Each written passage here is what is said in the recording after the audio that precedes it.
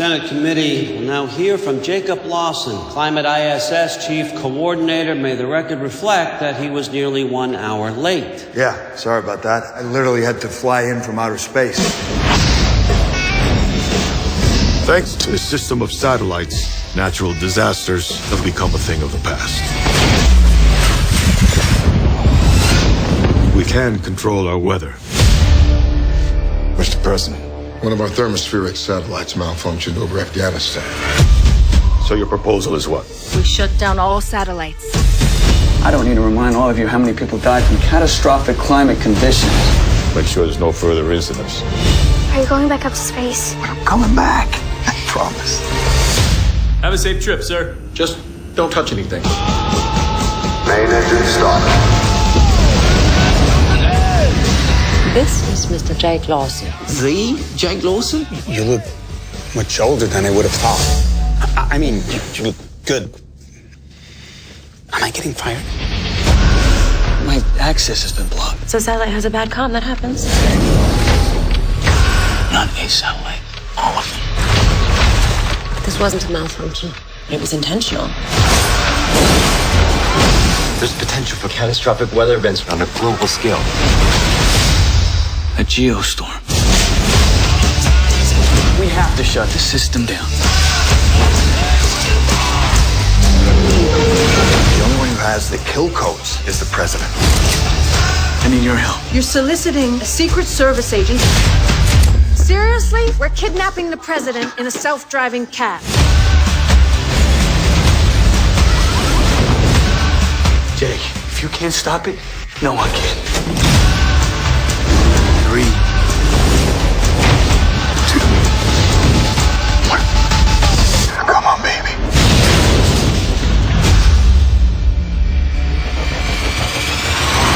You realize you're committing treason? Oh, yeah, I kidnapped the president. I've stolen state secrets. Yeah, anything I'm forgetting, honey? Honey. Hold on! Marry her.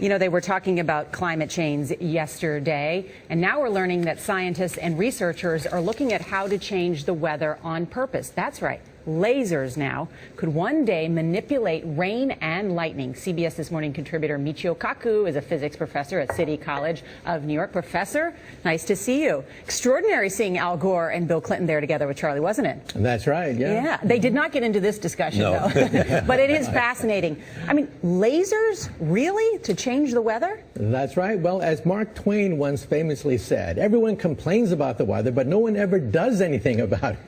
Well, instead of doing a rain dance, we physicists are firing trillion-watt lasers into the sky to actually precipitate rain clouds and actually bring down lightning bolts. This is potentially a game changer. But this is experimental. It's experimental. However, in the laboratory so far it works.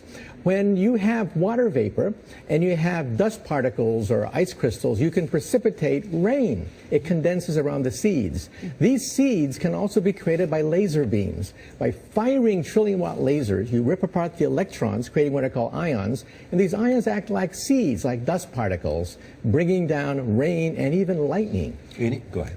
Well, this fascinates me in part because, too, I remember reading the stories that China had used this during the Olympics, that the USSR had used this after Chernobyl to create rain clouds. I mean, did those really work then? We have some of these capabilities now? Inconclusive. Even in the 60s, the CIA used this to bring down monsoons during the Vietnam War, to wash out the Viet Cong. Governments have been playing with this thing. Alleged to. Alleged to, right. Yeah. Now, we realize that for decades now, these governments have been alleged to have experimented with weather control, but nothing conclusive. This time we're bringing in the laws of physics rather than simply waving our hands and uttering mumbo-jumbo. We're actually using trillion-watt lasers now.